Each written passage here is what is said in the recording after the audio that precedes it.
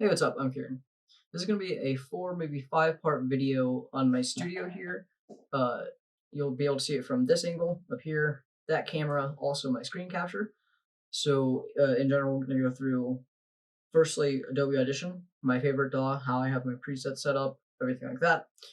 Then, logically, the next step will be my console right here, which is the center of my studio. Kind of everything routes through it. I'll go through some of the routing settings in the console as well. So I have my input patches and output patches set up. Then I'll go into Dante.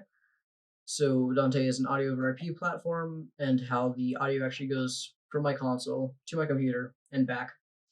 And then the final episode will be kind of a mix of stuff, talking about other DAWs, the control layer of this console. So if I switch to Remote 2, that's my DAW control. So I'll go through how that works, the integration that has with Pro Tools, also why I don't like Pro Tools. Kind of a rant, but it's not really important. So yeah, hope you enjoy.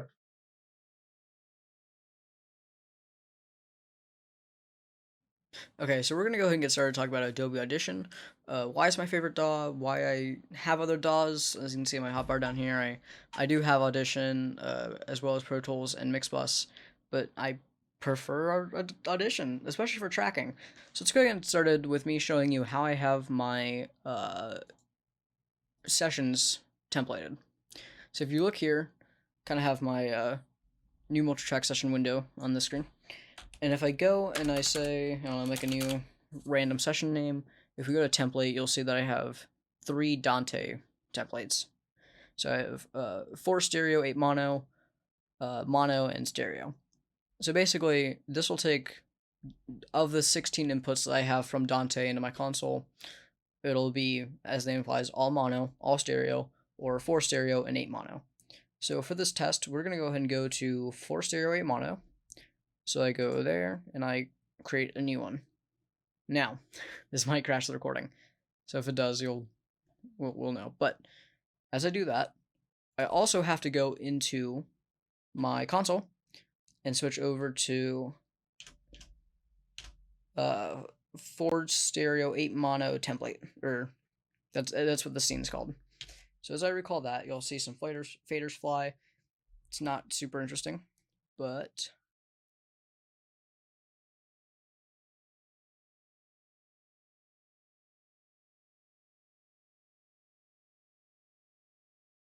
all right. So now that we're back, everything's loaded. As you can see, there's 16 tracks here in Audition, plus 4 buses.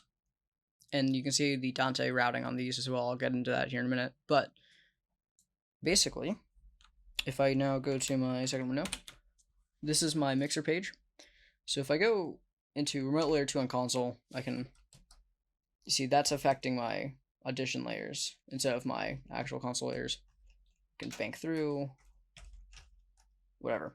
On each channel, every channel, I have what is a Brainworks console SSL.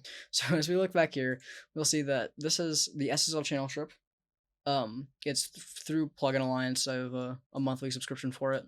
As you can see, I need to renew in one day. But this basically makes my DAW into an SSL console. So if we quickly go into a track that I'm currently using, so this right now my microphone's on track 5. So if I go up here, you'll see as I'm talking, I hope that camera picks it up. On track 5, you'll see it going up and down. So if I go over track 5 here, I select it in the DAW, and I arm it for recording. It is inputting. There you go. It's inputting from Dante Mono 5. So I'll go into this more of the console section, but basically on my first 1 through 16 channels, they're direct outing to Dante 1 through 16.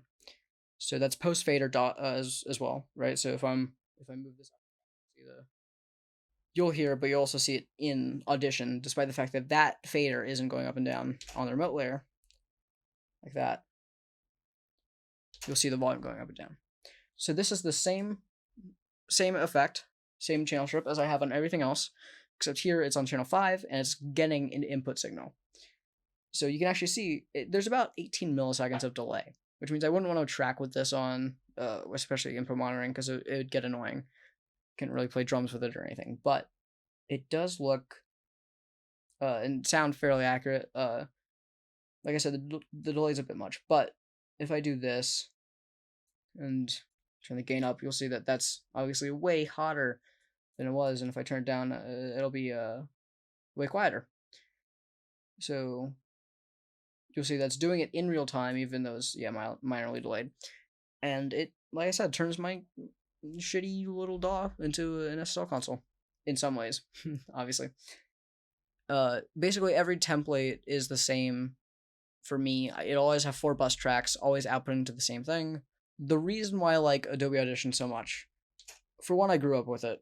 It was the first DAW I used back when I was probably 2, maybe 3 with a Cool Edit Pro license, right?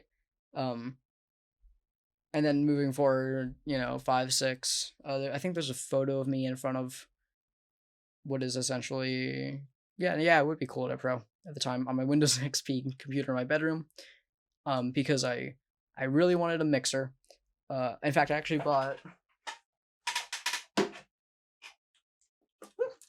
same model as this. I don't think this is the actual one. I think I bought this one later for something else, but same model as this. I thought it'd be way bigger, because I wanted a console. And now I have one, but that's 5-year-old me would be so proud. Holy shit. But basically, I had the mixer window, right? Or I had this window open, because it was a mixer, right? And I could move the faders up and down. So you'll see that now I can do it manually and physically. But I had it open. So I my stupid ramblings. I grew up with Cool Edit Pro. Cool Edit Pro was bought by Adobe, turned into Adobe Audition. Now it's supported by a really great team.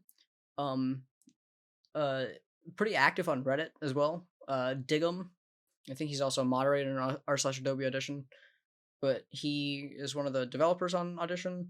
My point is, it's still supported despite the fact that it's getting quite old. It's still snappy. If I multi-track stuff live, I don't trust anything else, right? If I'm multi-tracking a band straight off like a X32, right? I'm not gonna load up Pro Tools. I'm not gonna load up Mixbus or Reaper or whatever.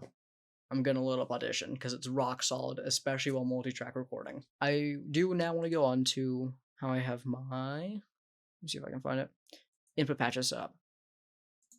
So go here to audio hardware. I'll go into this more in the Dante section, but I use DVS, I use Dante to get the audio from the console to my DAW. This is an ASIO mode because I can't get WDM mode to work. That's, again, for later. If we go into control service, you'll see that I have one Huey device. That is the console. If we look at my settings and go into each of these, 5.5, 4.4. Once again, talk about those more in the console section. Cool, perfect. Audio channel mapping. So my master outs are on 15 and 16. For me, it's channels 31, 32. So if we go here and look, that's what these are right here. Yeah, this is my output patch for masters. Buses will always be on 1 through 8, 17 through 24. That's about it. Receiving, I think I have it on RX12, aka channel 12, but that doesn't really mean anything, right? Because I will always have my input patches set on templates because I prefer that. That's one thing I do actually like about Audition is the fact you can save things as templates. So like in Pro Tools, I have a session file that I have to make sure to always save as first. But in Audition, I create a new session with that template. I think that's way easier. So yeah, I think that's basically it for Audition, why I enjoy it so much. I could run through some other DAWs that I have. Like I said before, I have Mixbus, Pro Tools, and Reaper. Still, I think, unless I'm getting something as a Pro Tools file, I will usually track in Audition for sure. Sometimes mix in Audition. It's not so much made for music creation, the same way that something like Logic or Pro Tools is. But in that regard, that's not something I do very often, so I don't really care. Hey, thanks for watching. I know in the intro I said it'd be 5-part. I think it ended up being 4-part. Maybe 3. I don't quite remember. I think it was 4. Most of it was rambling. There's only a little bit of me showing you how I have everything patched.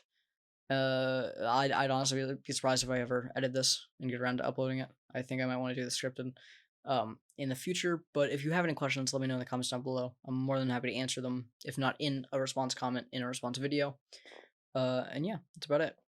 If you have any suggestions, maybe suggest that I script this more. That way I actually get on it, because otherwise I know I'm not going to. Because yes, I know I ramble a lot. I can't keep a fucking coherent train of thought. Yeah, that's about it. Thanks for watching.